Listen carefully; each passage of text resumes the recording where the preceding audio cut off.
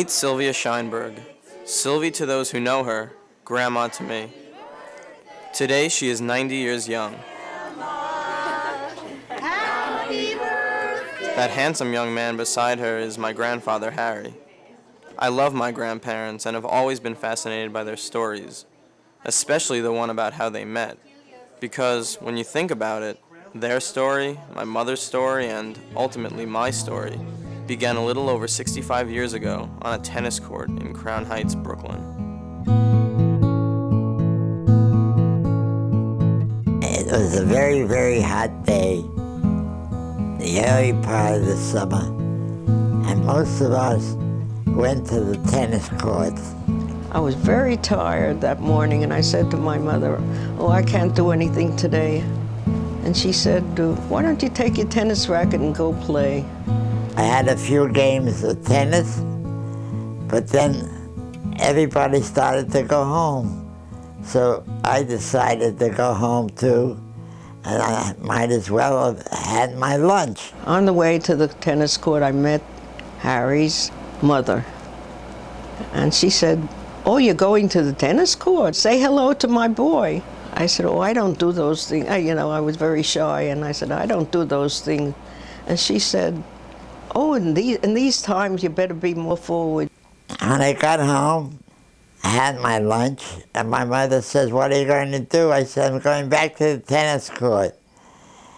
She says, "Maybe you'll meet her there. She'll say hello to you." I says, "I didn't meet who?"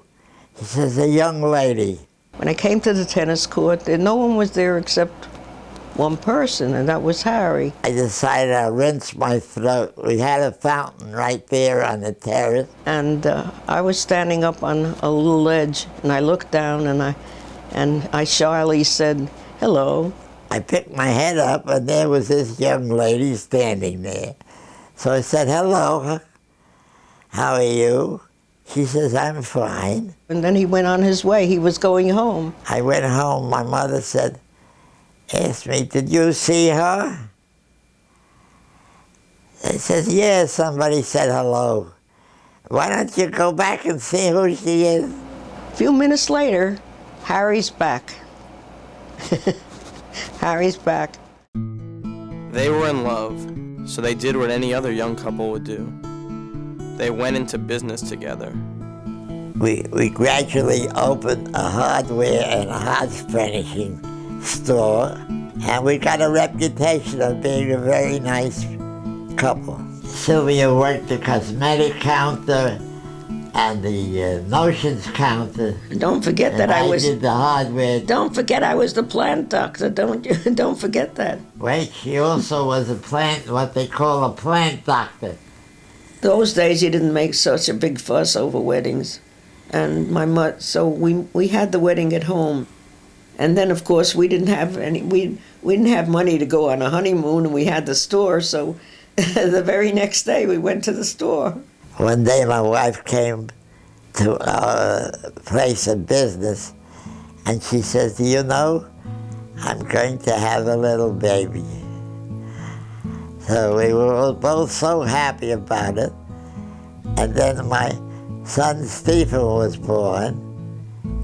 And then when my daughter Judy was born, the second child, Stephen looked at her, he says, "She's got such beautiful eyes." And then Marilyn was born. She was a premature baby.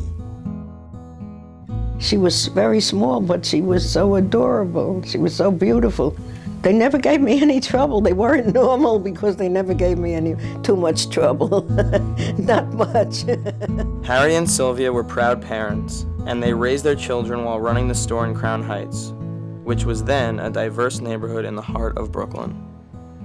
By the time all three kids had gone off to college, the city had changed, and it was about to get worse. One night there was a blackout in the entire borough of Brooklyn. We got a phone call that night, and they said, "You're ruined, you're ruined, your store is wrecked." People broke in and stole whatever they wanted. There was nothing left. We had to go out of business. It was like 35 years of work that we had, and everything was destroyed. But in a way, we were glad because we were trying to get out of there. The neighborhood was getting very bad. So because of that, I had the opportunity of coming to Delaware to the neighborhood, a senior citizen housing. And we still live there to this day. When we came here, we only had about $34 in the bank or something like that. Very little. For a while, I couldn't get any unemployment, and then I got to work in a magic shop. But then gradually, I had to break away from that, and we became gardeners. We would get up very early in the morning, before the sun came up, to do the gardening. People would look out of their windows and see us working in the garden. And many times he would embrace me while we were in the garden. You know, while we were walking, he put his arms around me, and they were so envious. They started over and enjoyed a simpler life, gardening and, of course, playing tennis. But then, my grandpa suffered a stroke, and everything changed. The stroke did something very bad to me.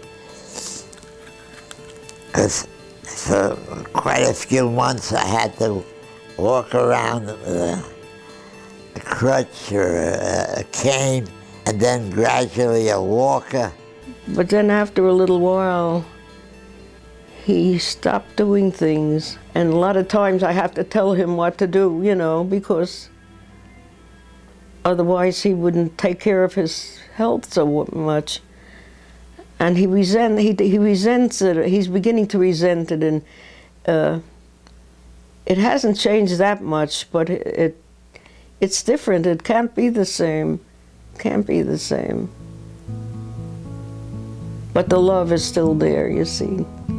That's 8, 4, 5, and 24 is 29. 29. Now that we're 90 years old and we don't go anywhere, we still have a wonderful quality of life because every moment is taken up with something. We love to read. We read books. We read. We love music. We listen to music.